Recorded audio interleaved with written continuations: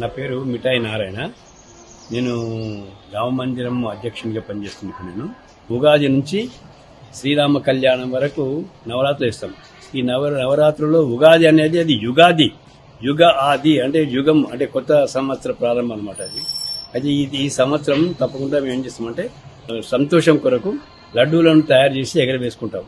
అది ఇక్కడ ఇది కేవలం ఏంటి, అది ఎవరు కించపరచలేదు, లేకుంటే ఎవరిని బాధ పెట్టలేదు. మేము రామ మందిరం కొరకు ఇది తరతరాలుగా వస్తున్నటువంటి ఆచారం. ఇది ఇక సంగారెడ్డిలో ఇది రామ మందిరమే కాదు, ఓల్డ్ పోస్ట్ ఆఫీస్ హనుమాన్ మందిరం కానీ, లేకుంటే పటే చౌహాన్స్ వాళ్ళ ఆధ్వర్యంలో కానీ, లేకుంటే దిడ్డి గౌని వారి యొక్క ఆధ్వర్యంలో ఇక్కడ లడ్డూలు ఎగరవేసేది. అంటే అది చాలా ఆచారంగా వస్తుంది. అది దీనికి మీ పూజ లేకుంటే దానికి ప్రత్యేకత ఏం లేదు. ఒక ఆచార ప్రకారంగా దాన్ని చేసుకుంటూ వస్తున్నాం. ఇది సోషల్ మీడియాలలో హిందువులను కించపరుస్తున్నట్లు, ఇది ప్రసాదాన్ని పడేస్తున్నట్లుగా వస్తున్నటువంటి వార్తలు చాలా తప్పది. ప్రసాదం కాదు అది. ప్రసాదం అనేది దేవుని దగ్గర పెట్టుకుని కాదు, లడ్డూలు చేపిస్తుంటాము, దాన్ని ఎగరవేసుకుంటాం. ఎవరిని కించపరచలేదు.